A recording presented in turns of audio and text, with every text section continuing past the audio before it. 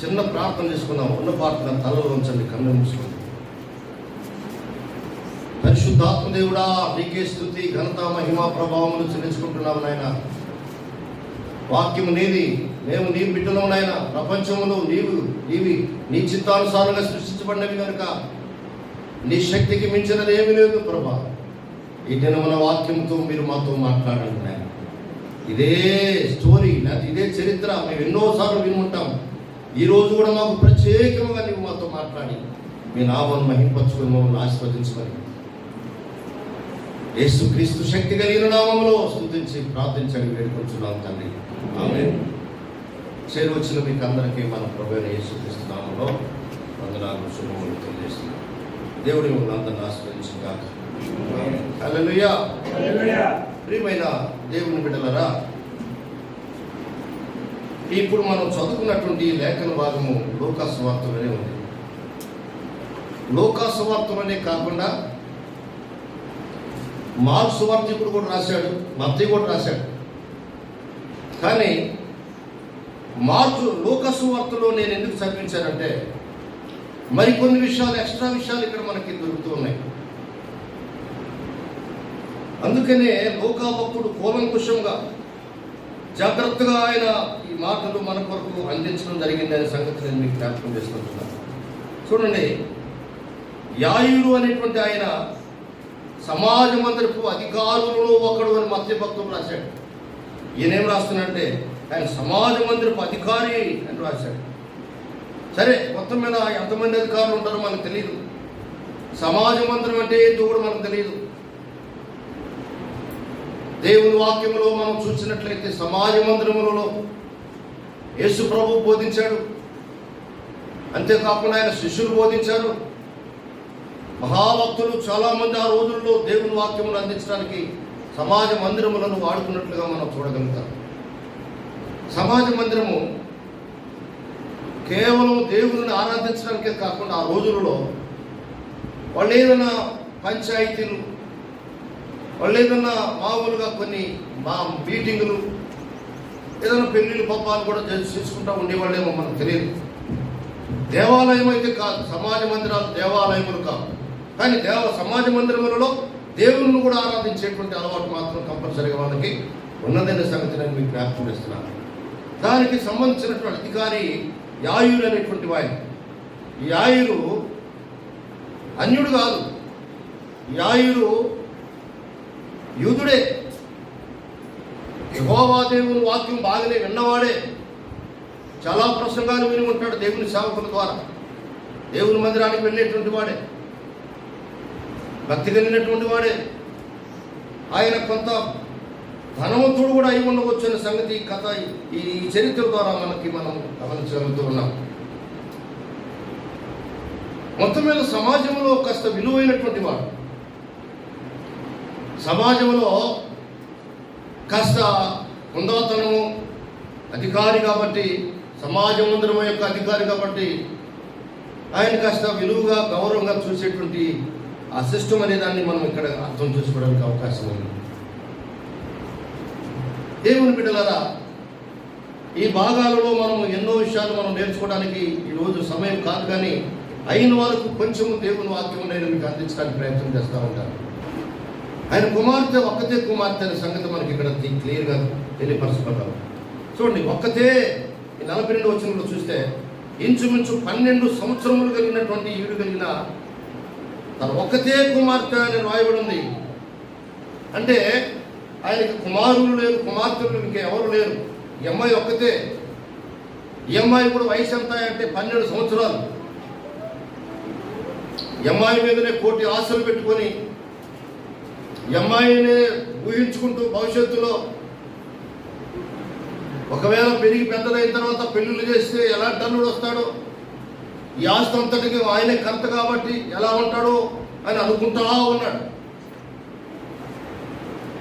ప్రియమైన దేవుని బిడ్డలా, చాలా జాగ్రత్తగా మనం గమనించాలనే సంగతి నేను మీకు జ్ఞాపకం చేస్తున్నాను. దేవుని బిడ్డ, ఈ మనుషుడు సమాజ మందిరంలో పనులు చేస్తూ సమాజ మందిరానికి, సమాజం అంతటికి ఆశీర్వాదకరంగా ఉండవలసినటువంటి వాడు. అవసరమైతే సమాజ మందిరంలో దేవుని వాక్యం కూడా చెప్పేటువంటి స్థాయిలో ఉండవలసినటువంటి వాడు. ఒకసారి దేవుని సేవకుడు లేనప్పుడు సంఘ విశ్వాసులు ఎవరో వచ్చి ఆ రోజు ఏదో కొంచెం తనకు తెలిసినంత మేరకు దేవుడిచ్చినంత మేరకు వాక్యం చెప్పి సంఘాలను నడిపించే అధికారులు లేరా? అతనే ఉద్యోగస్తుడైనా సరే, ఇక్కడికి ఎక్కలేకపోయినా కింద నిలబడైనా సరే, ఈరోజు దైవజనుడు జ్వరం తగిలి పండుకొని ఉన్నాడు కాబట్టి మనం దేవుని వాక్యము మరి ఎట్లా ఎవరు లేరు, ఇప్పుడు ఎక్కడ దొరుకుతుంది అన్నయ్య నువ్వు చెప్పన్నయ్య అన్న, నేను కానీ చెప్పండి, నువ్వు చెప్పన్నయ్య, నువ్వు చెప్పే పాస్టర్ అన్నయ్య, నువ్వు చెప్పన్నయ్య, మొత్తం మీద ఎవరో ఒకరు లేస్తారు చెప్తారు. అలాంటి బాధ్యత కలిగినటువంటి వ్యక్తి ఈ బాధ్యత కలిగినటువంటి వ్యక్తి ఒకటే ఒక కుమార్తె కనుక, కుమార్తెనే లోకమైపోయిందే ఒకవేళ మనకు తెలియదు. కుమార్తెను చూసుకుంటూ, కుమార్తెను చదివించుకుంటూ, కుమార్తెతోటే దేవుని పనులు, దేవుని యొక్క కార్యక్రమాలు, ప్రార్థన చేయడం కూడా తగ్గిపోయి ఉండొచ్చు.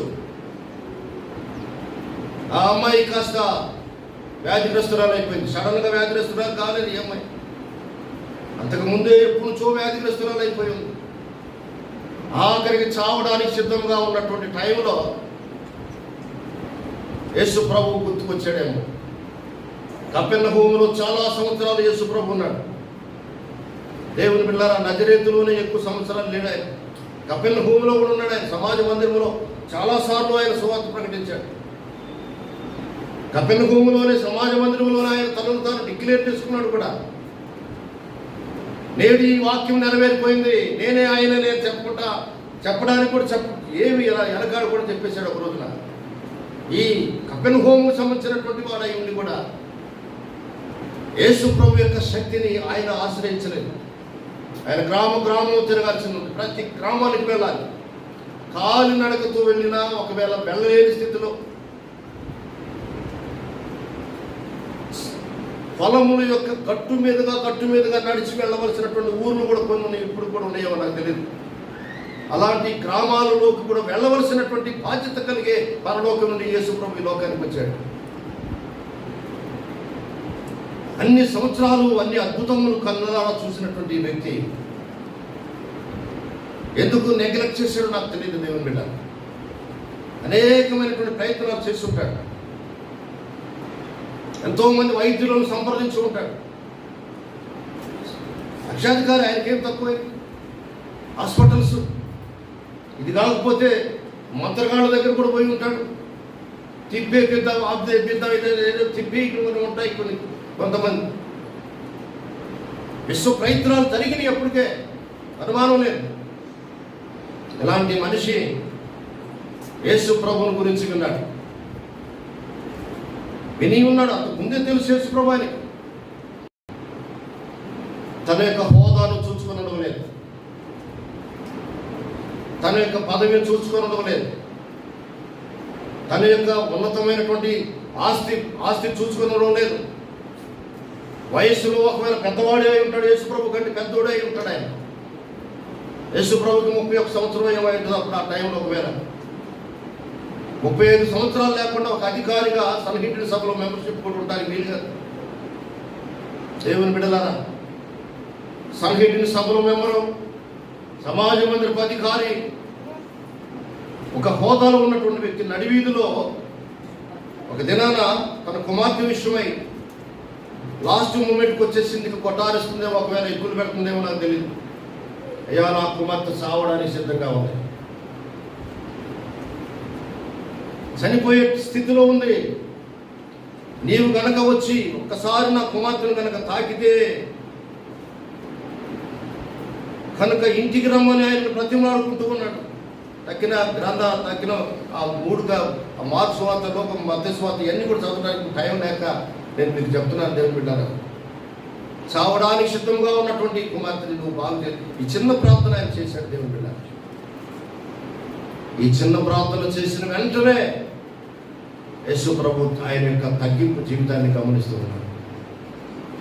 తగ్గించుకొని నడి రోడ్డు మీద యేసు ప్రభుతో కొన్ని వేల మంది, లక్షల మంది ఉంటారండి. సముద్ర పొంగు వల్ల ఆయనను వెంబడిస్తున్నారు ప్రజలు. తెలిసినోళ్ళు, తెలియనోళ్ళు, ఊరోళ్ళు కాని వాళ్ళు, పక్కూరోళ్ళు ఒకవైపున సద్దుకాయలు పరిచయులు కూడా దొంగతనంగా ఆయన వెంబడిస్తూనే ఉన్నారు. ఎక్కడ తప్పు దొరుకుతుందా చూద్దాం. అసలు ఈయన ఎవరు? నేను ప్రవక్త లేకపోతే దేవుడా లేకపోతే రావాల్సిన మెస్సయ్యనా? ఎవరైనా ఈయన బాణి ఎట్టుపోతుంది, ఈయన మాటలు ఎట్టుపోతున్నాయి. యూదుం రాజు అంటున్నారు. మళ్ళీ ఈ రోమా ప్రభుత్వాన్ని కూల్చివేసి నాశనం చేసి ఈయన రాజుగా కూర్చుంటాడా ఏంటి? ఎలా కూర్చోగలడు? పరీక్ష చేస్తూ ఉన్నటువంటి వాళ్ళు కూడా చాలా మంది ఆయన వెంబడిస్తున్నారు. ఎవడన్నా చూడని, ఎవడైనా ఏమైనా అనుకొని, ఎవరైనా నన్ను గురించి చెడుగా తనకు కలిగిన బూతులు తిట్టినా పర్వాలేదు, నా కుమార్తె బ్రతకాలి, నాకున్నదే ఒక్కగానొక్క కుమార్తె, నా కుమార్తెని నేను బ్రతికించుకోవాలి. ఇంత గొప్ప అవకాశం దాటి విడిచిపడితే దారిపోతే, యేసు ప్రభు కనుక దూరం అయిపోతే, ఆయన ప్రవక్త లేకపోతే దేవుడు నాకు అనవసరం. తర్వాత సంగతి,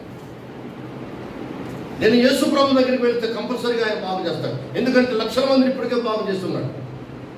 ఎటువంటి తప్పు అయినా ఆయనకి లెక్కలేదు. అందువలన యేసు ప్రభు దగ్గరికి వస్తానని చెప్పి ఆయన ప్రభు దగ్గరికి వచ్చి కాళ్ళ మీద పడిపోయాడు, పాదాల మీద పడిపోయాడు. ఆయన దేవుడి మీద ఆయన బ్రతిమలాడుకుంటూ ఉన్నాడు. చూడండి, దేవుని బిడ్డ వినుతో ఇక వెంటనే యేసు ప్రభు ఏమన్నా అంటే, చలో వెళ్దాం పదండి అని చెప్పినారు. 49 వచ్చిన దగ్గర నుంచి చూస్తే ఆయన ఇంక నువ్వు మాట్లాడుతుండగా సమాజం అని ప్రశ్నగారి ఇంటి నుండి ఒకడు వచ్చి, నీ కుమార్తె చనిపోయింది, ఇక నువ్వు బోధకుని సెలవు పెట్టవద్దు. బోధకుడు రబ్బుని అని అంటారు వాళ్ళు హెబ్రీ భాషలో. ప్రియమైన దేవుని బిడ్డరా, ఇది అక్కడ జరిగినటువంటి సన్నివేశం. చనిపోయిన తర్వాత బాగు చేస్తాడా లేదా అనే సంగతి ఒకవేళ ఆయనకు అనుమానం ఉందేమో. కొంచెం డల్ అయిపోయి ఉంటాడు. కొద్ది గొప్ప కొన ప్రాణం అన్నా ఉంటే ఒకవేళ బాగు చేసేవాడేమో. చనిపోయింది కదా, చనిపోయిన దాన్ని కూడా మళ్ళీ బ్రతికిస్తాడా ఏమో. అంతకుముందు ఏమన్నా చనిపోయిన వాళ్ళు ఏమన్నా బ్రతికించాడా అని అది గుర్తు చేసుకుంటూ ఆలోచనలో పడిపోయాడా? నిశ్చేష్టుడైపోయి నిలబడిపోయి ఉన్నాడు. అంతకుముందు ఉన్న విశ్వాసం కూడా కొద్దిగా సన్నగిలిపోయి ఉండొచ్చు బహుశా. హల్లెలూయా. దేవుని బిడ్డలారా, చాలా జాగ్రత్తగా గమనించాలి. మనము కూడా యాయూరు స్థానంలో ఉన్నాం. నీవు కూడా యాయూరు స్థానంలో ఉన్నావు సహోదరుడా, సహోదరి.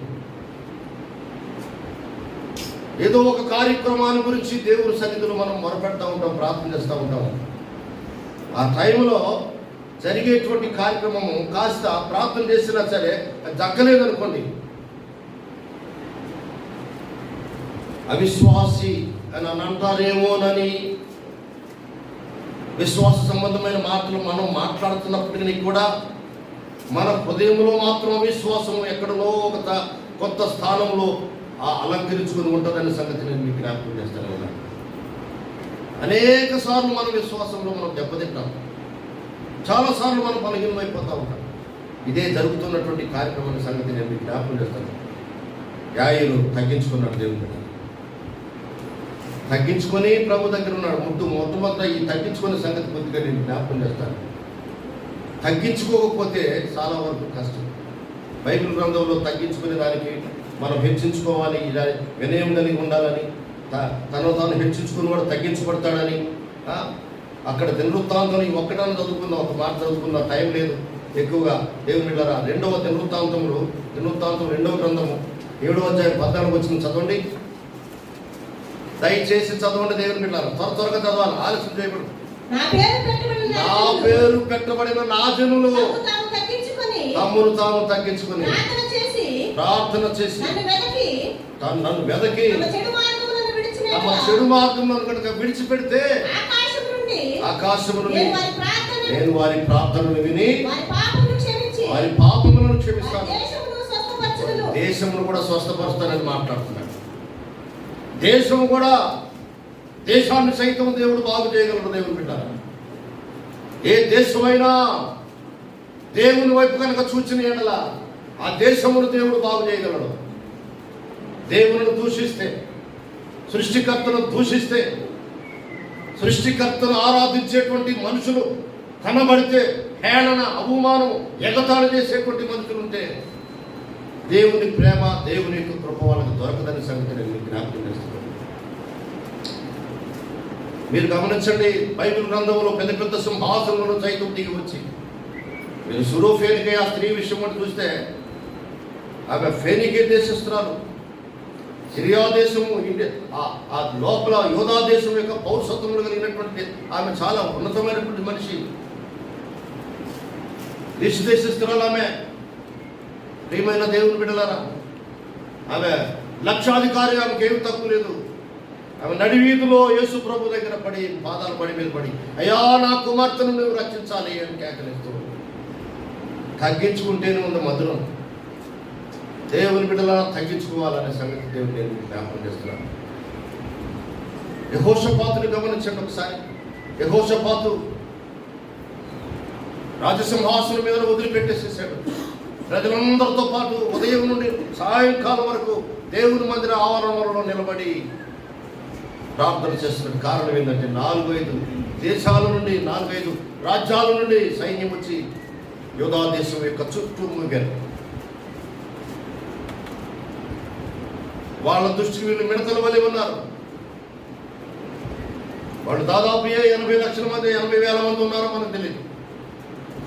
4-5 రాజ్యాలు మొత్తం కట్టకట్టుకొని వచ్చేసారు. చేయూరు నివాసులు, మేయోనీయులు, సిరియా దేశస్తులు, అంత చాలా మంది ఉన్నారు అక్కడ.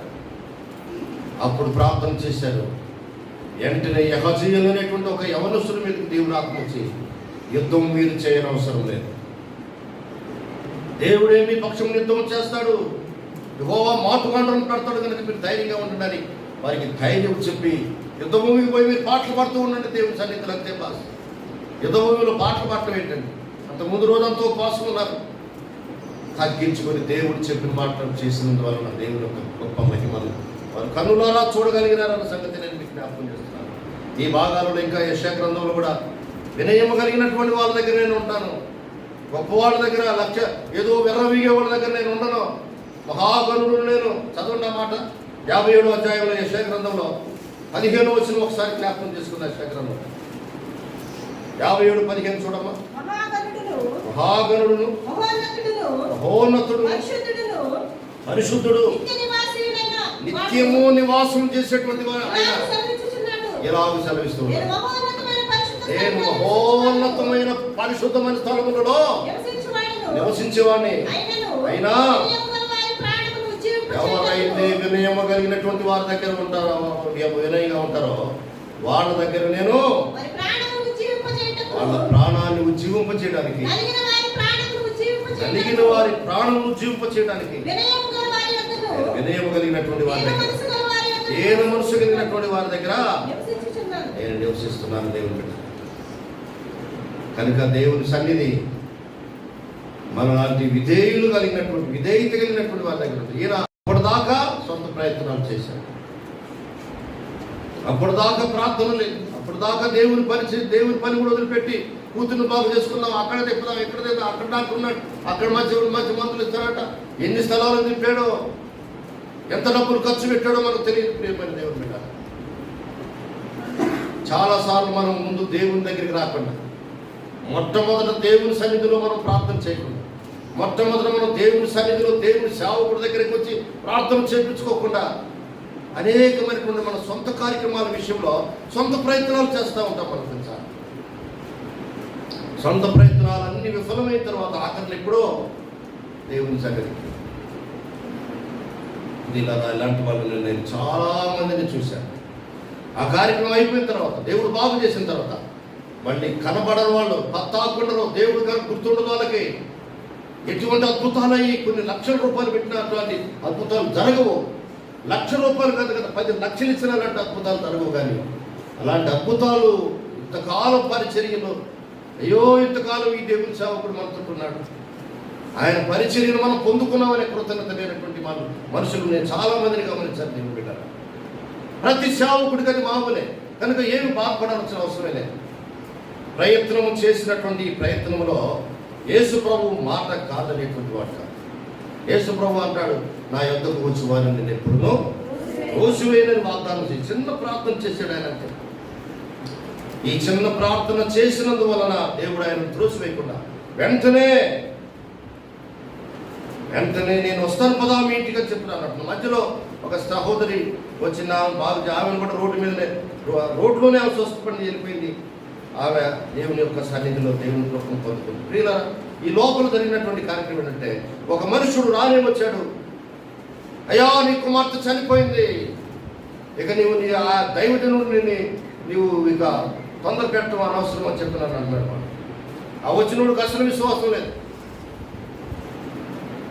యాయూరు కూడా విశ్వాసంలో డల్ అయిపోయి ఉన్న సంగతి దేవునికి తెలియకపోతే దేవుడు అయి మాట అనేవాడు కాదు. దేవుడు హృదయ రహస్యంలో నిలిగినటువంటి వాడు కనుక వెంటనే యాయూరుతో మాట్లాడుతున్నాడు. యాయూరు, నమ్మిక మాత్రం ఉంచు, నీవు భయపడడం అవసరమే లేదు. నీ కుమార్తె బ్రతుకుతుంది, నీ కుమార్తె స్వస్థపరచబడుతుంది అని చెప్పినని యాయూరుతోటి మాట్లాడుతున్నాడు దేవుడు. చాలాసార్లు మన జీవితాలలో కొన్నిసార్లు మనం కృంగిపోతూ ఉంటాం, పరిస్థితులు తట్టుకోలేక.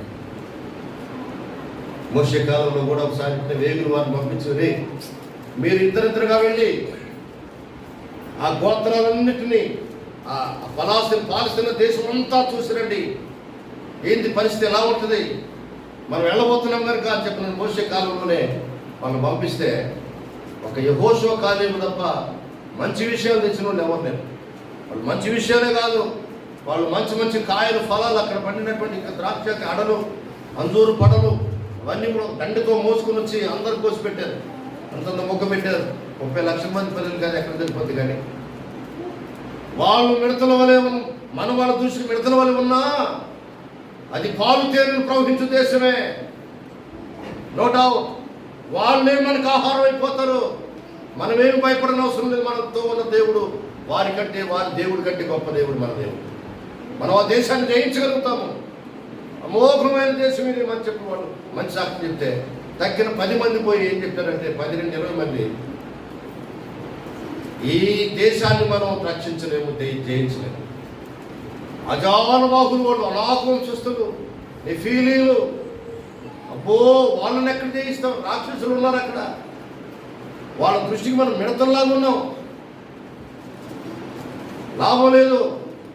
ఆ దేశం లోపల పోయామో మనం అందరం చచ్చామంటే ఒక్కరోజు చచ్చిపోతామని వాళ్ళు అధైర్యపరిచేటువంటి మాటలు మాట్లాడేసరికి ఈ ప్రజలు, లక్షల మంది ప్రజలు అందరూ ఘోరన ఏడుస్తూ ఉన్నారు. అయ్యో ఇంత దేశం ఇంత దూరం తీసుకొచ్చి ఈ ప్రజలకు అప్పగించడానికి ఇక్కడ తీసుకొచ్చాను.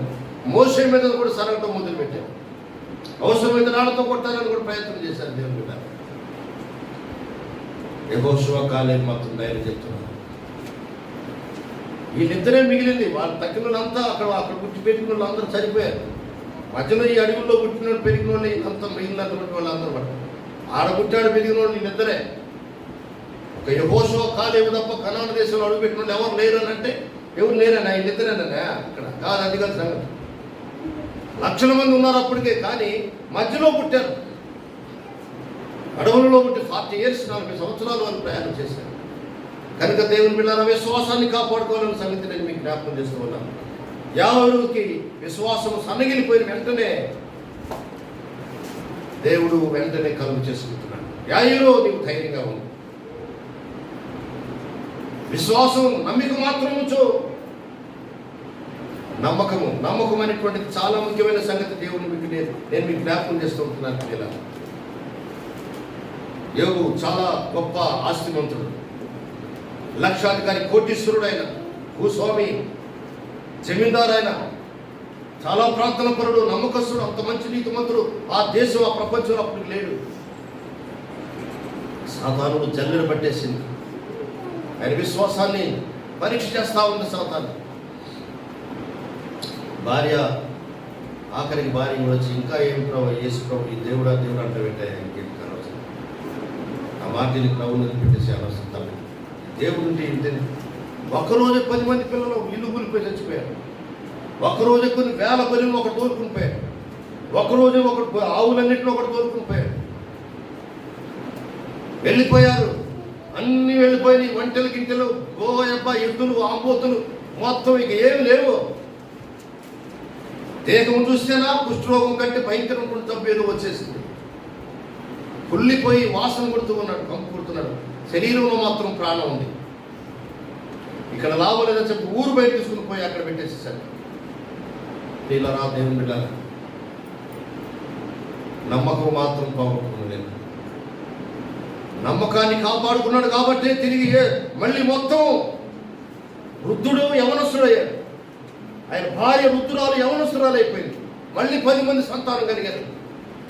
అంతకుముందు 10,000 బర్రెలు ఉంటే ఒకవేళ ఇప్పుడు 80,000 బర్రెలు లేవు. అక్కడ ఉన్న లెక్క ఉంది అక్కడ క్లియర్గా. అంతకుముందు 500 ఆవులు అయితే ఇప్పుడు 1000 ఆవులు అయిపోయింది. డబ్బలు దేవుడు ఇచ్చేసి అన్నిటిలో డబ్బలే. పంటలు కూడా విస్తారంగా పండుతూ ఉన్నాయి. అంతే నమ్మకం ఉంచాడు కాబట్టి ఆ పని జరిగింది. దేవుడు అబ్రహాం కూడా అదే విషయం. కుమారుని ఇచ్చేసేవయా అని అన్నాడు. వెంటనే కుమారుని సరే ప్రభా నీ చిత్తమే సిద్ధించను కాక అన్నాడు. ఒకవేళ భార్య కూడా చెప్పాడు లేదో నాకు తెలియదు. భార్య చెబితే భార్య తగాదు పెట్టుకున్నారా బేభత్సం అయిపోయి అల్లలో నాకు గందరగోళం చేస్తుంది కదా. అసలే పుట్టక ముసలు అయిన తర్వాత పుట్టితే ఇప్పుడు ఈయన తీసుకుని పోయి నరికేస్తానంటవేంటి, బలిస్తానంటవేంటి అని ఒకవేళ అంటదేమో నన్ను భార్యగారు చెప్పాడో లేదు నాకు తెలియదు. ఇక్కడ జరిగిన సంభాషణ రహస్యంగా నాకు తెలుసు. నేను ధ్యానం చేస్తూ ఉంటే దేవుడు నాకు బయలుపరచాడు. కానీ అది ఇప్పుడు నేను బయలుపరచడానికి నేను వీలు కాదు. మీకు నేను చెప్పని ఇప్పుడు దాచిపెట్టేస్తాను. ప్రభు చిత్తం అయితే ఎవరైనా రహస్యంగా లేకపోతే మామూలు ఇండివిజువల్గా నన్ను కలిసినప్పుడు నేను మీకు చెప్పేస్తాను. ఏం జరిగి ఉండొచ్చు ఇంట్లో అనే సంగతి నాకు ప్రభు బయలుపరిచాడు. ఆమేన్ హల్లెలూయా. వెంటనే తీసుకుని వెళ్ళాడు. మోరియా దేశంలో నేను చూపించు ఒక కొండ మీద ఇస్సాకును బలియమన్నాడు. అన్ని రెడీ ఉన్నాయి. ఆ పిల్లోడు మాటలు ఎలా దేవుడు చూసుకుంటాడు, ఏం భయపడదు. ఓకే వండుకోబెట్టింది. ఆ పిల్లవాడు కూడా ఎంత విజయుడై చేతులు కట్టినప్పుడు ఏంది నాన్న నాకు చేతులు కడుతున్నావే, పండుకోరా కట్ల మీద పండుకోడు, నన్ను దగ్గర పెడతాడేమో వంపనేది ఉడాయించుకున్నాడు. పరిగెత్తలేదు వాడు. 20 సంవత్సరాల పైనే ఉన్నాయి అప్పటికే కుర్రోడికి. ముసలోడిని ఒక నెడితే పడిపోతాడు. కానీ లోపడ్డాడు, తండ్రికి లోపడ్డాడు. తండ్రి మీద అభిమానము, దేవుని మీద అభిమానము పెరిగిపోయి ఉన్నది ఇద్దరికి. అబ్రహామా కత్తి తీసుకుని ఆయన చెయ్యి ఎత్తాడంతే. కత్తి పట్టుకోవడానికి ఆయన చేయి చాపగా అని ఉంది అక్కడ. చదువుకోండి. అదే హెబ్రీ గ్రంథంలో అంటాడు ఇచ్చేసాడు పిల్లవాడిని అని అంటాడు. 7వ అధ్యాయం 11వ వచనం చూస్తే మీరు ఆ భాగాల్లో ఉన్న తర్వాత మీరు చదవటానికి టైం లేదు. పిల్లలు ఇప్పటికే ఎక్కువైపోయింది. కొన్ని వేలాది మంది ప్రజలు చూస్తున్నారు. ఇది దేవుని బిడ్డలారా గమనించండి. హల్లెలూయా. నమ్మిక మాత్రం వదిలిపెట్టలేదు. అయ్యా మీరు ఇక్కడే ఉండండి, మేము మళ్ళీ వస్తామని చెప్పిన పని వాళ్ళతో చెప్పాడు. డాడీ నిప్పులు ఉన్నాయి, కట్టెలు ఉన్నాయి, అన్నీ ఉన్నాయి, మరి కొనిపెళ్ళేది డాడీ అని అన్నాడు. ఆయన దేవుడే చూసుకుంటాడు రా. ఎంత గొప్ప విశ్వాసం దేవుని పెట్టారు మీరు ఆలోచించండి. నమ్మకము చొప్పున అబ్రహాము తన కుమారుని మరి సంపాదించుకున్నాడు. ఈ మంటలలో నుండి మా దేవుడు మమ్మల్ని రక్షించగలడని నమ్మకం వచ్చారు. రాజా నీవు తయారు చేసినటువంటి ఆ విగ్రహానికి మాత్రం మేము మా దేవుడు మమ్మల్ని రక్షించకపోయినా పర్వాలేదు. ఒకవేళ ఈ టైం ఇంతవరకే మమ్మల్ని ఉంచడానికి ఆయన సిద్ధమేమో. దేవుడే ఉన్నాడంతే. ఆయన సజీవుడైన దేవుడు రక్షించగలడు. యాక్చువల్గా ఒకవేళ మేము ఇంతవరకు ఇక్కడ బతకటం ఆయన చిత్తమైతే పరలోకానికి వెళ్ళిపోతే ఇక్కడ కనిపిస్తాను కరెక్ట్ అక్కడ ఉంటాం మేము అంతే. మాకు అవసరమే లేదు. విగ్రహారాధన చేయటం ఏంటండి మేము యూతులం. మేము హల్లెలూయా. 4వ వాని రూపము పరిశుద్ధ దేవతల రూపము రా. ఎవర్రా వేసినోడు, ఎంతమందిని వేసారు రా అని అంటున్నాడు రాజు. రాజుగా ముగ్గురే కదా మనం వేసినాయి కదా, ముగ్గురే కదా అన్నాడు. 4వ వాని రూపము సన్ ఆఫ్ గాడ్ అని రాయబడిన ఇంగ్లీష్ బైబిల్లో. హల్లెలూయా. దేవుని కుమారుడని యేసు ప్రభు వాళ్ళతో తిరుగుతూ ఉన్నాడు. వారి కట్లన్నీ ఊడిపోయినాయి. వాళ్ళు పాటలు పాడుతూ మంటల్లో తిరుగుతూ ఆ ప్రభుని స్తుతించుకుంటూ కనపరుస్తున్నారు. హల్లెలూయా.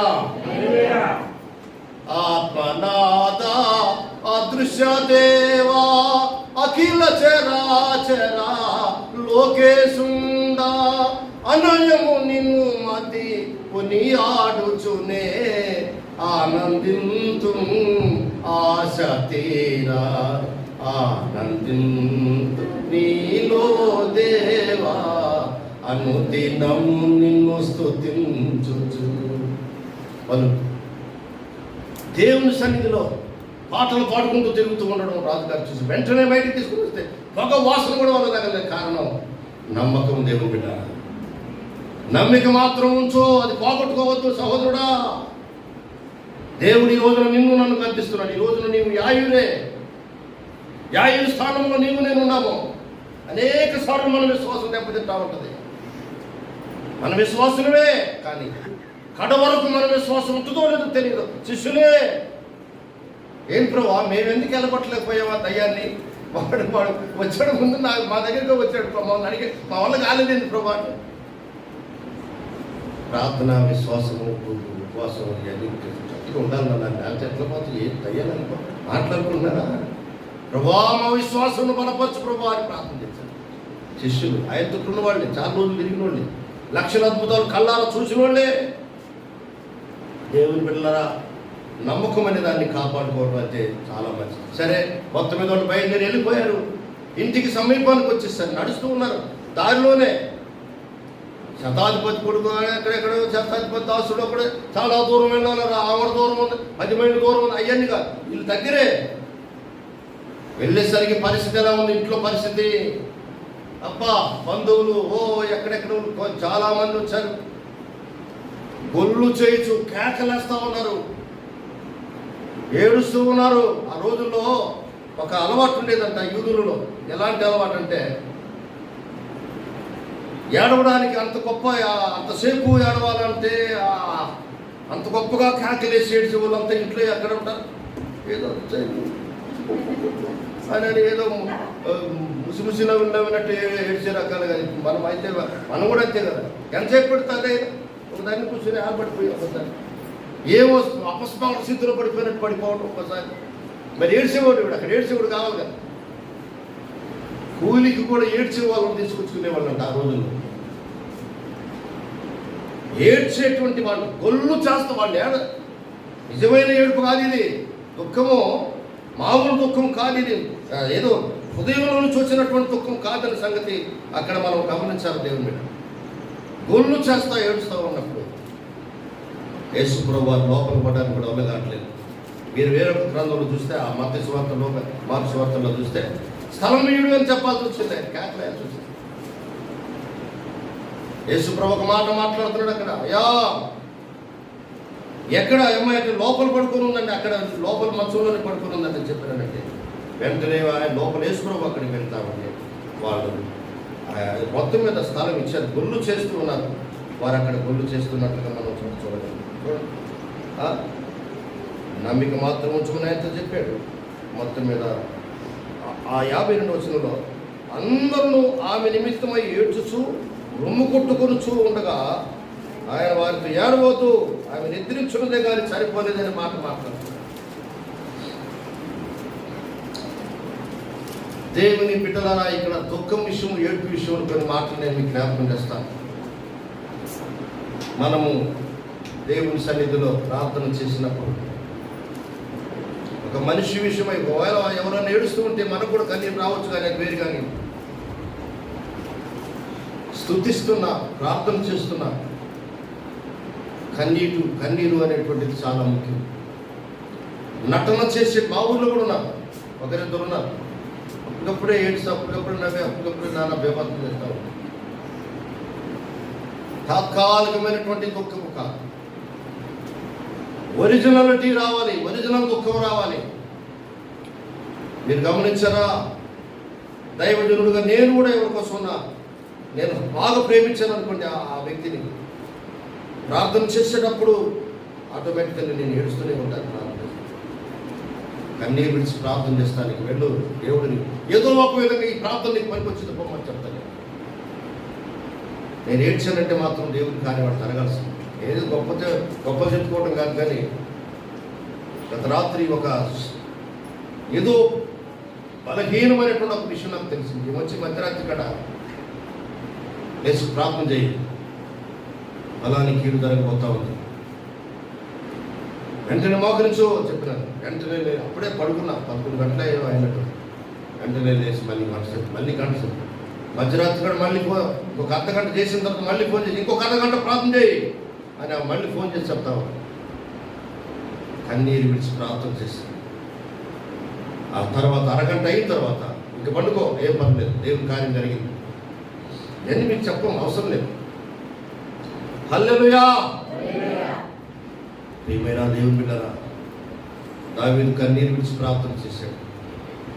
అయ్యా దేవుని బిడ్డలారా, ఎలాంటి ప్రార్థన చేశాడు చెప్పనని కానీ ప్రార్థన చేశాడు వాళ్ళు. మీరు పౌలు భక్తుడు కూడా ఎంత కన్నీరు, ఎన్ని వందల సార్లు కన్నీరు విడిచాడో చెప్పనలివి కాదు. ఈ భాగాలు చాలా రాసి పెట్టుకున్నాడు ఆయన. సరే దావీదుని జ్ఞాపకం చేస్తాం మీకు పాత నిబంధన 40వ అధ్యాయంలో ఆ 40వ కీర్తన 1, 2, 3 వచనాలు చదువుకుందాం. కీర్తన 40 అధ్యాయం అనకూడదు. హల్లెలూయా. యెహోవా కొరకు నేను సహనముతో కనిపెట్టుకుంటుని, ఆయన నాకు చెవిని నా మొర ఆలకించాడు. నాశనకరమైన గుంటలో నుండి, చీకటిగల కొంగు ఊపిలో నుండి ఆయన నన్ను పైకెత్తాడు. పాదములు బండ మీద నిలిపి అడుగులు స్థిరపరిచాడు.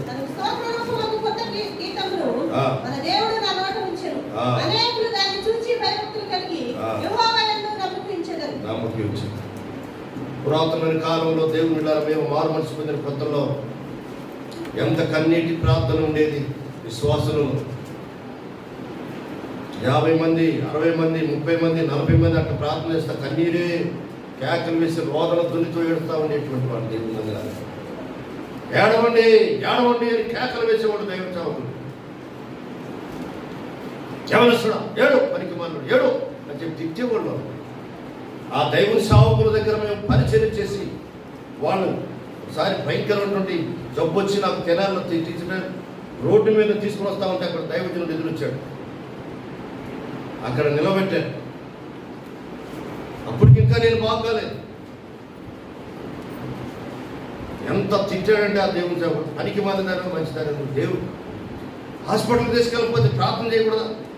భ్రష్టులు అయిపోయింది, విశ్వాసం లేదు, మొదలే నిలబడిన స్థితిని ఇంకా ఆఖరికి కూర్చున్నా నేను. గంట సేపు అయిన తర్వాత వెళ్ళండి అని చెప్పినప్పుడు ఇచ్చాడు. ప్రార్థన కూడా చేయలేదు. అలాగా తిట్టేవాళ్ళు దేవుని సేవకులు. దేవుని నిజమైన కన్నీరు కావాలి, నిజమైన పశ్చాత్తాపం కావాలి, నిజమైన ప్రార్థనా జీవితం కావాలనే సంగతి నేను ఇక్కడ ఈ మనుషుల యొక్క డూప్లికేట్ భక్తి సంగతి, డూప్లికేట్ ఏడుపు సంగతి నేను జ్ఞాపకం చేస్తా ఉన్నాను మీకు. యాయిలు వాళ్ళ ఇంట్లో ఇలా ఉంది పరిస్థితి.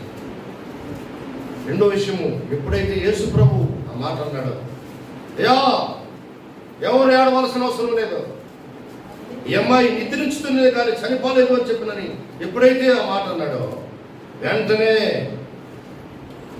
అక్కడ ఉన్న వాళ్ళందరూ ఏమంటున్నారు? 52వ వచనంలో ఏడవద్దు నిద్రించున్నదే కానీ చెప్పినప్పుడు ఆమె చనిపోయేనని వారు ఎరిగి ఆయన అపహాసించిరి అని మాట రాయబడి. ఇక్కడే కాదు, అన్ని సువార్తలు అట్నే ఉంది. యేసు ప్రభువు సైతం అపహాసిస్తూ ఉన్నారు. చనిపోయిందయ్యా, ఇంకా నిద్రపోతుంది, ఇంకా చావలేదంటాడేంటి అని హేళనాస్పదంగా ఉన్నారు. దేవుని కార్యాలు లోకస్తులకు అర్థం కావు. డూప్లికేట్ భక్తి, డూప్లికేట్ ఏడుపులేట్ వాళ్ళకి, లోక సంబంధమైన మనుషులకి నిజమైన భక్తి సంగతి అర్థం కాదు.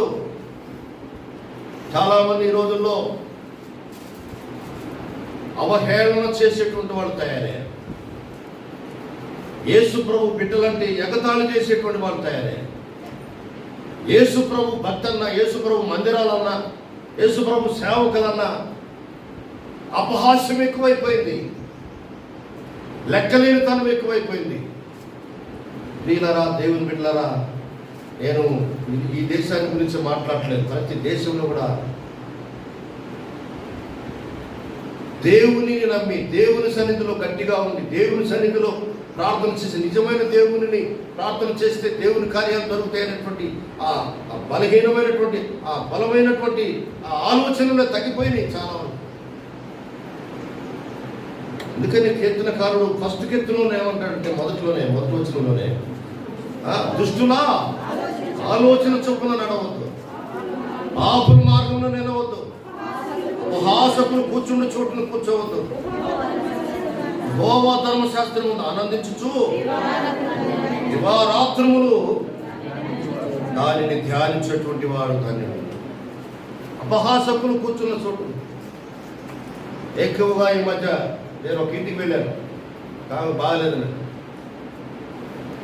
అన్యులతో పాటు కూర్చొని ఆ అమ్మాయి ప్రార్థన చేయాల్సినటువంటి పిల్ల అన్యులతో కూర్చొని వచ్చని పెట్టుకుని వెంటనే పాస్టర్ ఏమమ్మా ఇక్కడ ఉన్నావు బాగలేదు ఇక్కడ ఆ ఉండలేదు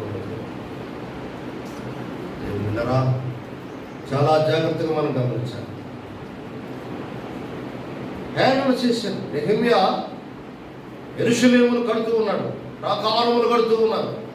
సన్బల్లటు టోబియాలు ఈ విషయాలన్నీ కూడా చెప్పని నెహెమ్యా గ్రంథంలో 12 అధ్యాయాలు కూడా మీరు చూసుకుంటే తర్వాత ఉన్నాయి. అక్కడ సన్బల్లటు టోబియాలు అనేటువంటి వాళ్ళు ఉన్నారు. వాళ్ళు కూడా యూదుల యొక్క బంధుత్వం సంపాదించుకొని యూదులలా కలిసిపోవాలని ప్రయత్నం చేసిన వాళ్ళే.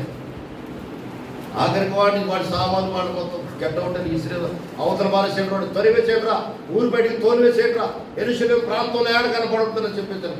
వాడిని ఆఖరికి ఇశ్రాయేలు తోలి పారేసేసారు బయటకు. మీరు కడుతున్నారా? ప్రకారం గోడలు కడుతున్నారా? ఏమాత్రం గోడలు మీరు కట్టేది? ఏమాత్రం ప్రార్థన మీరు చేసేది? ఏమాత్రం భక్తిరా మీది?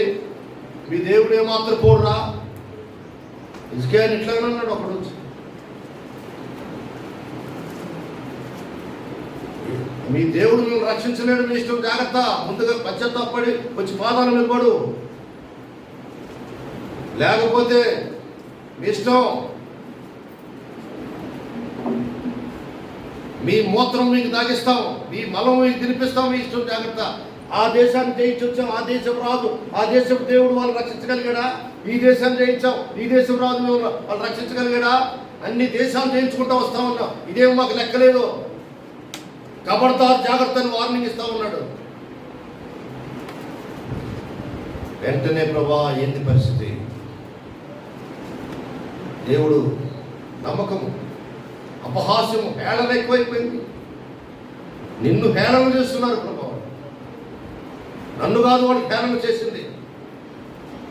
యేసు ప్రభుని సైతం హేళన చేస్తూ ఉన్నారు. పౌలు భక్తులు సైతం హేళన చేస్తూ ఉన్నారు. ఎంతో మంది హేళనాస్పదానికి గురైపోయినటువంటి వాళ్ళు ఉన్నారు. ఆ రాత్రి దేవదూత వచ్చింది. వచ్చాడు దేవదూత, ఒక్కడే వచ్చింది పరలోకం నుండి. ఇదికే హాయి నిద్రపోయి పొద్దున్న లేచి చూసేసరికి రక్తం వేర్లై పారుతా ఉన్నంతే. హల్లెలూయా. ప్రియమైన దేవుని బిడ్డలారా, నమ్మిక మాత్రం ఉంచుము, నీ కార్యములను యెహోవా సఫలపరచగలడు. అపహాస్యం చేసేవాడు చేస్తానే ఉన్నాడు, పర్వాలేదు. దొంగతనం చేసేవాడు చేయనే, దోచుకొని అంతవరకు నమ్మకంగా ఉండు, అంతవరకు అణిగిమని ఉండవు. నీవు నమ్మిన దేవుడు గొప్పవాడు, లోకమున్న వారి కంటే నీలో ఉన్నవాడు గొప్పవాడు. ప్రియమైన దేవుని బిడ్డలారా, ఎంతో మందిని అపహాస్యం చేసి దావీదుని ఎంతోమంది అపహాసించారు. అందుకని దావీదు భక్తుడు చాలాసార్లు హేళనాస్పదానికి గురైనప్పుడు కూడా ఆయన చాలా వరకు మంచి జీవితం జీవించి ఆయన గొప్ప అద్భుతమైనటువంటి కార్యక్రమాలను చూసుకున్నాడు. ఒకసారి ఇట్లా నాకు గుర్తుకొస్తా ఉంది, ఎలీషా భక్తుడు ఎలియాను వదిలిపెట్టేసాడు, అయిపోయింది. ఎలియా ఆకాశానికి వెళ్ళిపోయాడు, ఒక్కడే మిగిలిపోయాడు. ఎలియా యొక్క దుప్పటి మాత్రం తీసుకున్నాడు, మళ్ళీ బేతేలు మీదుగా వెళ్ళిపోతా ఉన్నాడు. ఎక్కడికి? ఆయన ఆబెల్ మెహోలా వెళ్ళిపోతా ఉన్నాడు, పైకి వెళ్ళిపోతా ఉన్నాడు. కొంచెం ఎత్తుగా ఉంటుంది కదా స్థలం, అక్కడ 40 ఎకరాలు ఇంచుమించు దూడ ఆరాధన చేసేటువంటి దూడకి పూజ చేసే పూజారులు మంచి అవనస్తున్న వాళ్ళందరూ బాలుగానే ఉంది, కానీ బాలులు కాదు వాళ్ళు. బేతేలులో ఒకటనో దానిలో ఒకటి పెట్టి యెరోబాము ఇశ్రాయేలు చేత విగ్రహ ఆరాధన చేపిస్తా ఉన్నాడు.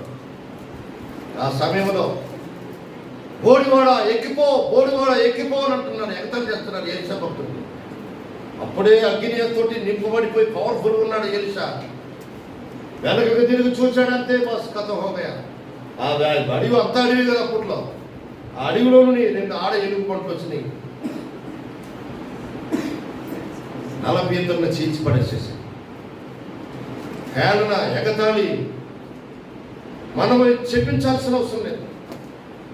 మనం ఎవరిని ఏమని ఆజ్ఞ ఆక్షేపించాల్సిన అవసరం లేదు. ప్రియమైన దేవుని బిడ్డ, ఎలిషేలాగా తోతానులో ఉన్నప్పుడు కూడా ఇలాగే సిరియా దేశస్తులు చుట్టుముగి నానా బేభత్సం చేస్తారు, చంపేరు వాడు ఏడి వాడు దేవుని సేవకుడు ఎక్కడ పనివాడు లేచి పరిగెత్తుకొని వచ్చి కిందకు వచ్చి అయ్యాను అని అయిపోయింది. మన ఈరోజు కథ మన పని అయిపోయింది. ఎక్కడ ఏం లేదు. ప్రభావ వీడి కన్నులు తెరువు ప్రభావ అని ప్రార్థన చేశాడు. వెంటనే వాడు కన్నులు తెరిచి ఇప్పుడు పోయి చూడరా అని చెప్పినాను. దేవుని పిల్లల ఏలియాను కూడా ప్రవక్తను సైతం హేళన చేశాడు, ఎగతాళి చేశాడు. పోయి దైవజనుడా దిగిరా కిందకి, నీవు దైవజనుడువా దిగిరా కిందకి అనమాట.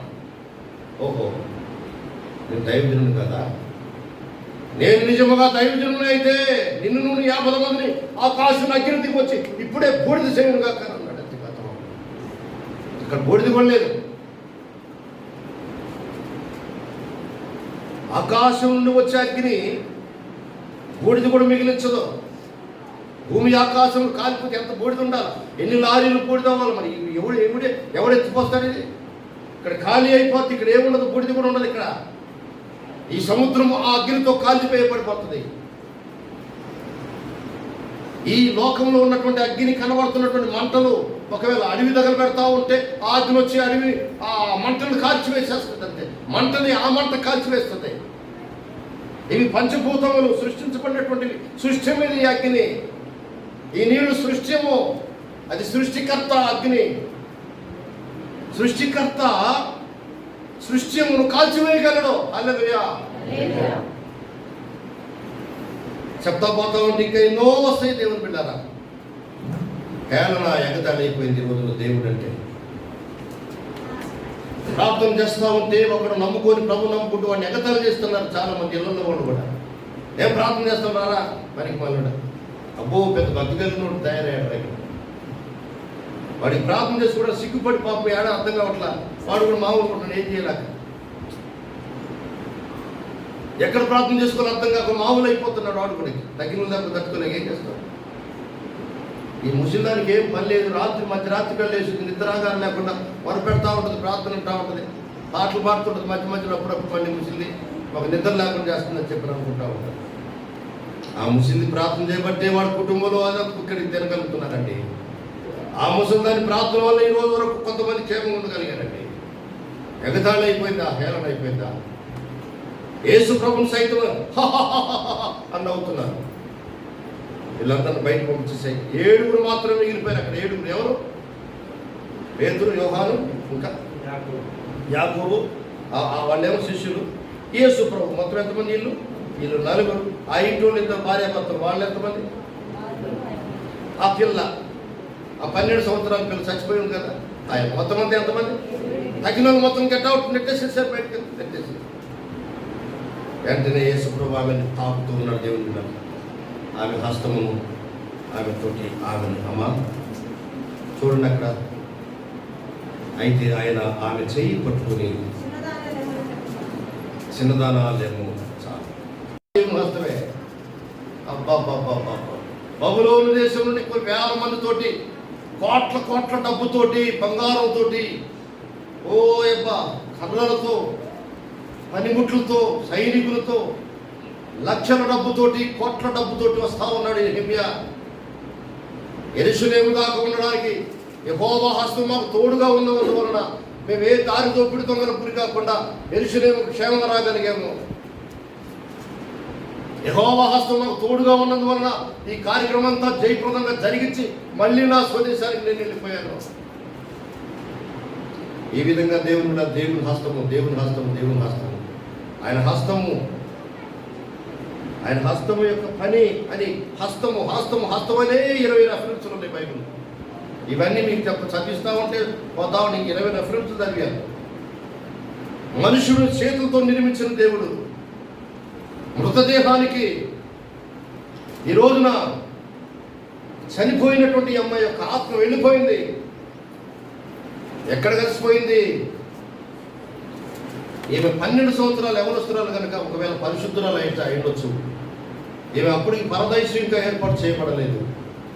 పరిశుద్ధుల స్థలంలో పాతాళంలో ఎన్ని వేల లక్షల కోట్ల ఆత్మలు ఉన్నాయో మనకు తెలియదు. దేవుని బిడ్డలారా, ప్రతి 100 సంవత్సరాలకు ఒకసారి ఇప్పుడు ప్రపంచంలో ఎంతమంది ఉన్నారో అంతమంది తగ్గిపోతూనే ఉంటారు 100 సంవత్సరాలకు ఒకసారి. వీళ్ళందరూ ఎక్కడ ఉన్నట్టు? అందులో పరిశుద్ధులు ఎంతమంది, అపరిశుద్ధులు ఎంతమంది? పాతాళంలో హెడేస్ గెహన్నా అని 2 భాగాలు ఉన్నాయి. హెడేస్లో ఎంతమంది ఉన్నారు, గెహన్నాలో ఎంతమంది ఉన్నారు? అన్ని లక్షల కోట్ల కోట్ల కోట్ల మిలియన్ల కోట్ల ఆత్మలో ఆ ఆత్మను మళ్ళీ తిరిగి తీసుకుని వచ్చి ఆ అమ్మాయి దగ్గరికి. దేవుని ఆజ్ఞ, దేవుని స్వరం అది. యెహోవా ఆజ్ఞది. యెహోవా దేవుడు ఆయన, యేసు ప్రభువే యెహోవా దేవుడు. ఈ లోకంలోనికి వచ్చాడు యెహోవా దేవుడు. ఆ యెహోవా దేవుడే మనిషి అయి ఈ లోకంలో సంచరిస్తూ ఉంటుండగా ఆయనకు అసాధ్యమైనది ఏమున్నది? ఈ లోకంలోనైనా ఏ లోకంలోనైనా ఆయనకు అసాధ్యమైనది ఏమి లేదన్న సంగతి నేను మీకు జ్ఞాపకం చేస్తున్నాను. దేవుడు చిన్నదాన లేము అని అన్నాడు అంతే. బస్ లాజరు బయటికి రా అని అన్నాడు అంతే. కథ బాగా ఇన్ని కోట్ల ఆత్మలో ఆ ఆత్మ మళ్ళీ వచ్చేసి కుళ్ళిపోయినటువంటి ఆ మనుషుడి దగ్గర ఆత్మ బండ తొలగించండి రా చెప్పన్నాడు. బండ తొలగించాడు.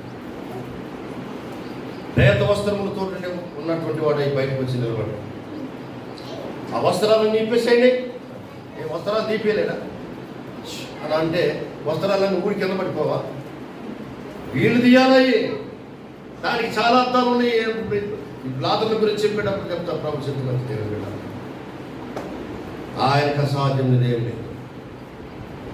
యేసు యాయిరు కుమార్తెను లేపెనుగా, మరి మృతుడగు లాజరు బ్రతికెనుగా. ఆ పాటలన్నీ పాత పాటలు, మా అమ్మలు మా నాన్నలు పాడే పాటలవి.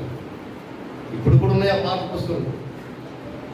యేసు చాచిన వారిని లేపునుగా, యేసు పాపపు రోగిని నేనే కదా. ఈ పాటలన్నీ ఉన్నాయి నాన్న. దేవుని వాక్కు, దేవుని వాక్కులో ఉన్నటువంటి శక్తి, మాత్రమైనటువంటి శక్తి, ఆ ప్రభావము గంభీరమైనటువంటి దాని సంగతి నేను మీకు జ్ఞాపకం చేస్తున్నాను. ప్రపంచమును గజ్జ గజ్జ గజ్జ గజ్జ వనకవలసిందే. ఆయన వాక్కుతోనే ప్రపంచంలో నిర్మాణమైనవి. సముద్రములు, పర్వతములు, అన్ని సృష్టి, ఇంకెన్ని ఆకాశాలు ఉన్నాయో మనకు తెలియదు, ఎన్ని లోకాలు ఉన్నాయో మనకు తెలియదు, ఏ లోకాన్ని ఏ విధంగా చేశాడో మనకు తెలియదు. కానీ ఆయన ఆకాశములను ఆయన వాక్కుతో 11వ అధ్యాయం 1వ వచనంలో చూసినట్టయితే ఆ మాటలు రాయబడం లేదు. దేవుని శక్తి, వాక్కులో దేవుని శక్తి ఉన్నది. నేనే అని అనగానే సముద్రం నిమ్మలం అయిపోయింది. ప్రభా నీవే అయితే నన్ను కూడా ఈ జలముల మీదుగా నడుస్తూ నీ దగ్గర రావడానికి నాకు ఆజ్ఞ ఈ ప్రభా. Come on the waters. దేవుని చూచుకుంటూ సాగిపోతూ ఉన్నాడు.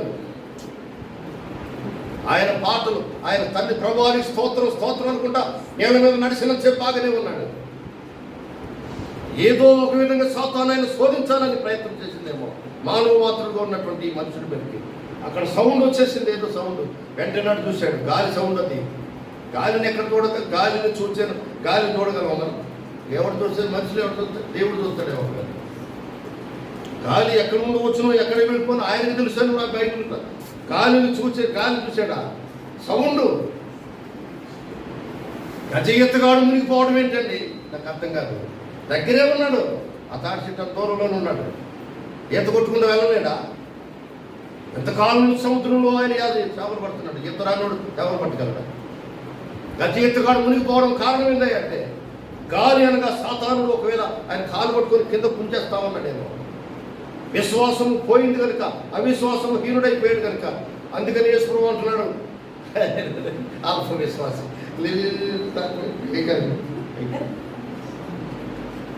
అల్ప విశ్వాసం అన్నాడు లేదమ్మా మాట. యేసు ప్రభువు అన్నాడు. నేను చెప్పాను కదా, అల్పమైపోయింది విశ్వాసం. ప్రియమైన దేవుని బిడ్డలారా, లోకంలో ఉన్నటువంటి మనుషులకి ఈ సంగతి అర్థం కాదు. వెంటనే అమ్మాయి యొక్క శరీరం బ్రతికిపోయింది. ఆయన ఆజ్ఞలో అంత శక్తి ఉన్నది. దేవుడు 147 కీర్తనలు 15 వచనాలు అనుకుంటా, 17 అనుకుంటా, 47-15 కీర్తన గ్రంథంలో ఒక మాట 15 వచనంలో ఏమంటారంటే, ఆయన ఆకాశము మేఘములతో కాపును, భూమి కొరకు ఆశము సిద్ధపరచువాడను. ఆయన మా పెదనాన్న ఆ పాట రాసిన ఆయన భక్తి గారి గ్రూప్లో ఉన్నప్పుడు ఎలిషా గారని నా అనంతపురం ఈ మధ్యన 2 నెలలు చనిపోయాడు. నా ఊరే. హల్లెలూయా. నీపైన దేవుని బిడ్డలారా, అక్కడ చదువు 15 వచనంలో భూమికి ఆయన ఆజ్ఞ ఇచ్చిన వెంటనే వాక్యము బహు వేగంగా పరిగెత్తి భూమి మీదకి వచ్చేసేయాల్సిందే. అంత శక్తి కలిగినటువంటి దేవుడు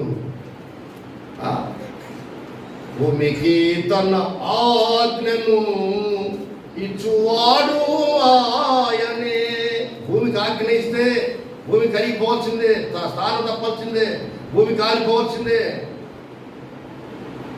పంచభూతములు మహావేంద్రముతో లయమైపోగా అన్నట్టు కాలిపోవాల్సిందే. అదే స్థానంలో పరలోకము దిగి వచ్చి స్థానంలో ఉండబోతా ఉంది. పొడిది కూడా ఇక్కడ ఉండదు, ఎత్తిపోసేవాడు లేడు, గాలి కొడితే గాలికి ఎక్కడికో పోతున్నట్టానికి వీల్లేదు. భూమి స్థానంలో పరలోకం రాబోతుంది. పరదయస్సు నుంచి ఉన్నటువంటి వాళ్ళు అక్కడ ఎక్కడ దాచిపెట్టి పెడతారు, వాళ్ళందరూ తీసుకుని వచ్చి ఈ పరలోక రాజ్యంలో ఉంచేస్తారు దేవుడు. యుగాయుగములో ఏమవుదును నేనేమవుదును. అందుకే భక్తుడు అక్కడ పౌరు భక్తుడు రాసిన మాటని యేసుని గారు ఆ మాట టేకప్ చేసి ఆ మాట పాట పాడారు. ఇహలోక మహిమను పాడుతున్నాం కదా మన పాట. నేనేమైపోతాను తర్వాత, మళ్ళీ తర్వాత సృష్టి ఎప్పుడు చేస్తాడో మనకు తెలియదు, ఎలాంటి సృష్టిలో చేస్తాడో మనకు తెలియదు. దేవుడు గారు ఇంకా సృజించబడని వారు కూడా చాలా మంది ఉన్నారు. కొన్ని కోటాను కోట్ల, అది ఒక లోకం ఒకటి ఉంది, అది ఎక్కడుందో మనకు తెలియదు. అలాంటి వచనాలు 3 వచనాలు నాకు నేను ఈ మధ్య బైబిల్ చదువుతుంటే దొరికినాయి, రిపోర్ట్ చేసి పెట్టుకున్నాను. సృజించబడబోవు జనము నిన్ను స్తుతించుతారు అని. ఇంకా సృజించబడని వాళ్ళు ఉన్నారు కొన్ని వేల మంది. అదొక లోకం ఉంది.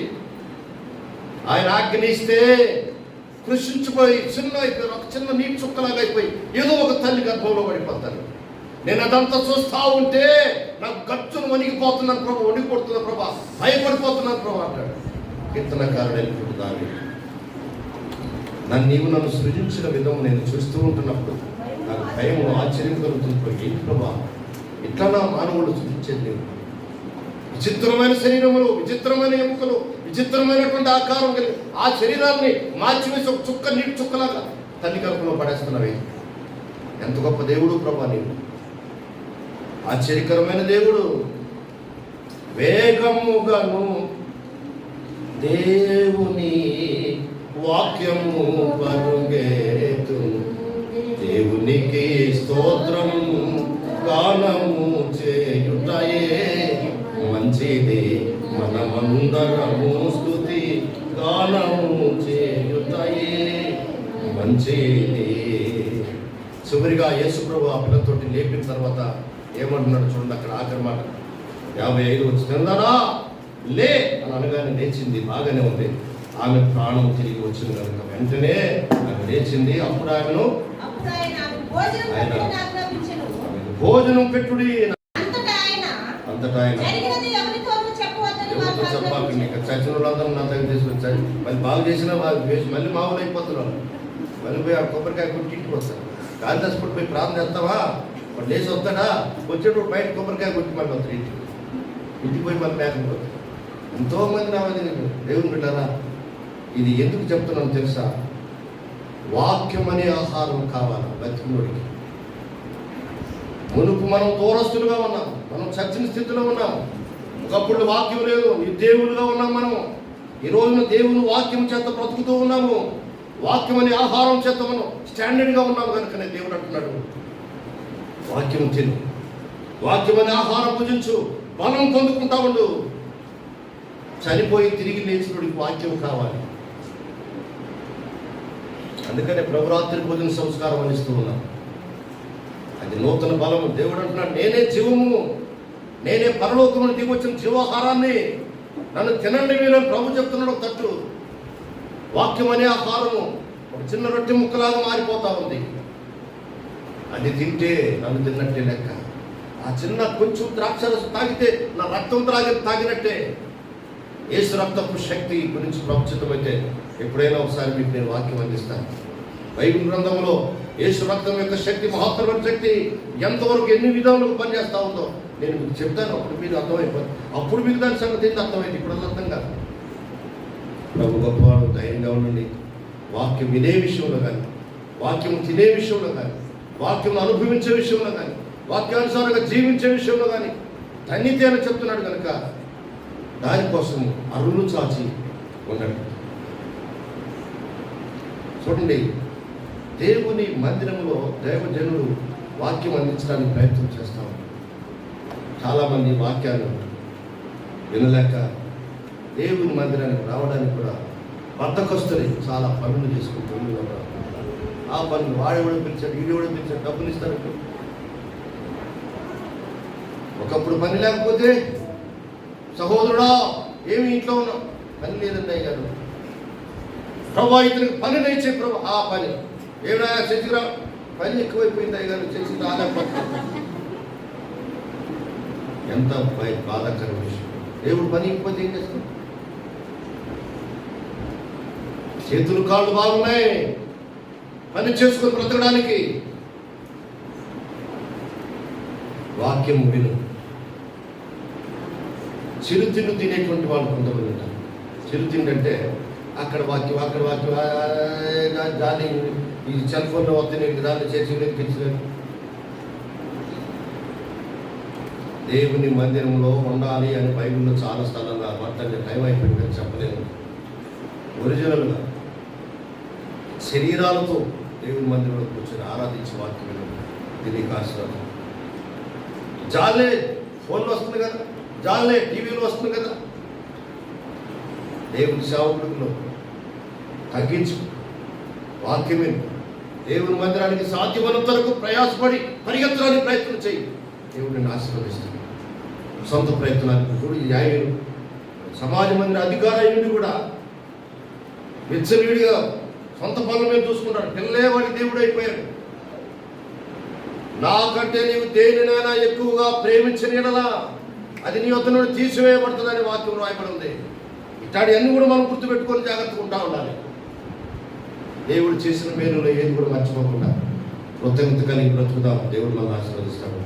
ఈ రీతిగా బ్రతికితే యాయూరు ఇప్పుడిక రాళ్ళగుంట చావలేదేమో. ఒకవేళ యాయూరు ఎంత సేవ చేశాడో, భార్యాభర్తలు ఇద్దరు ఒక్కసారే మారమర్చిపోయింది, కాళ్ళ మీద మళ్ళీ పడిపోయి ఉంటారు. ఒకవేళ పిల్ల కూడా ఎంత సేవ చేసిందో మనం తెలియదు. దేవుడు బిడ్డ, దేవుడు మనల్ని దీవించుగా ఈ మాటలు మన హృదయంలో రక్తంలో జీర్ణించుకునేటట్టు చేయంగా ప్రార్థన. ప్రభాని స్తోత్రమే. ఈ వాక్యం మా హృదయంలో రక్తంలో జీర్ణింప చేయమని ఎన్నడూ మర్చిపోకుండా సహాయం చేయమని యేసు నామములో ప్రార్థించాడు. పెట్టుకుంటున్నాను. మరి